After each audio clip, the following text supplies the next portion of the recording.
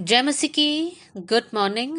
आज सुबह प्रभु का वचन हमारे लिए यूहन्ना का सुसमाचार अध्याय 13 आयत 35। The gospel of John chapter 13 verse 35 आपके लिए पढ़ना चाहती हूँ। यदि आपस में प्रेम रखोगे तो इसी से सब जानेंगे कि तुम मेरे चेले हो। इस आयत को यीशु मसीह ने अपने चेलों को दिया। उस पैसेज के हेडिंग में अगर हम देखें, 31वीं आयत के ऊपर लिखा है एक नई आज्ञा। यीशु मसीह चेलों के साथ बात कर रहे हैं और चेलों को समझा रहे हैं कि कुछ ही समय मैं तुम्हारे साथ रहूंगा। और उसके बाद यीशु मसीह चेलों को समझा रहे हैं कि चेलों को अकेला रहना पड़ेगा। और उससे पहले यीशु मसीह जाने से पहले अपने चेलों को ये बात या एक नई आज्ञा उनको देता है। यूहन्ना 13:34, जॉन 13:34। यीशु मसीह कहता है, मैं तुम्हें एक नई आज्ञा देता हूं कि एक दूसरे से प्रेम रखो। जैसे मैंने तुमसे प्रेम रखा है वैसे ही तुम भी एक दूसरे से प्रेम रखो।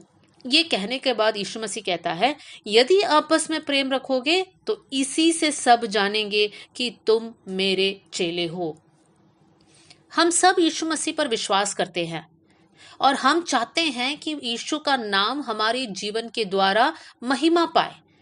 और यीशु मसीह यहाँ पर कहता है कि अगर तुम चाहते हैं कि दुनिया जाने कि तुम मेरे चेले हैं, मेरे बच्चे हैं, तो तुम्हारे बीच में प्रेम होना बहुत जरूरी है। मेरे प्रियो, हमें यहाँ पर रुक कर सोचना है, कौन से शब्द यीशु मसीह ने कहा? सब जानेंगे कि तुम मेरे चेले हैं। क्या करने से जानेंगे? आपसी प्रेम रखने से जानेंगे। यीशु ने ये नहीं कहा कि तुम लोग चमत्कार करो तब लोग जानेंगे कि तुम मेरे चेले हैं। यीशु ने नहीं कहा कि तुम्हारे वरदान को देखकर, तुम्हारे पैसों को देखकर, तुम्हारी आशीष को देखकर, नए घर, नई गाड़ी, ये सारे आशीष को देखकर लोग बोलेंगे हाँ ये तो यीशु के बच्चे हैं। नहीं, यीशु मसीह कहता है कि हमारे आपसी प्रेम को देखकर लोग पहचानेंगे कब हम यीशु के चेले हैं। मेरे प्रियो, बहुत से वक्त हम लोग आपसी प्रेम नहीं कर पाते हैं। हम प्रभु के बीच में ही, प्रभु के लोगों के बीच में ही एक डिवीजन है। ये चर्च वाले, वो कलीसिया वाले, ये डिनोमिनेशन वाले, और हम लोग बट चुके हैं। लेकिन हमें ये समझना है, हम सब प्रभु यीशु मसीह पर विश्वास करते हैं, हम सब प्रभु के बच्चे हैं, हम सब प्रभु में एक है। हम एक ही स्वर्ग में जाएंगे और हमारे बीच में प्रेम होना चाहिए। मेरे प्रियो, अगर हमारे बीच में प्रेम होना चाहिए, सबसे पहले प्रेम हमारे परिवार में शुरू होना चाहिए। हमारे परिवार के अंदर ही परिवार के सदस्य आपस में प्रेम करना बहुत जरूरी है। प्रेम करना मतलब आपस में ख्याल रखना, एक दूसरे की मदद करना, एक दूसरे का आदर करना, एक दूसरे के प्रति कोमल शब्दों का इस्तेमाल करना, दूसरों को ठेस नहीं पहुंचाना, दुख नहीं पहुंचाना। प्रेम करने का मतलब है एक दूसरे की सेवा करना, एक दूसरे को माफ करना, एक दूसरे की उन्नति को चाहना। मेरे प्रियो, क्या ये सब हम लोग परिवार के अंदर कर रहे हैं? अगर हमारे परिवार के अंदर ही लड़ाई और बहस का आवाज बाहर जा रहा है और लोग हमेशा यही सुनते कि इनके घर में लड़ाई होता है, तो क्या हम प्रभु के नाम को ऊंचा उठा रहे हैं? क्या लोग पहचान पा रहे हैं कि हम प्रभु यीशु मसीह के बच्चे हैं? वचन में लिखा है कि परमेश्वर प्रेम है। हम प्रभु के बच्चे हैं, परमेश्वर प्रेम है, तो वही प्रेम हमारे अंदर होना चाहिए। और परमेश्वर का प्रेम निस्वार्थ प्रेम है, बिना शर्त का प्रेम है। प्रभु के प्रेम में कोई भी पक्षपात नहीं है। तो सबसे पहले होने पाए कि हमारे परिवार के अंदर प्रेम शुरू हो जाए और हम लोग दूसरों को भी प्रेम दिखाने वाले लोग बन जाए। बहुत से वक्त हम लोग हमारे जीवन में कपट को रखते हैं।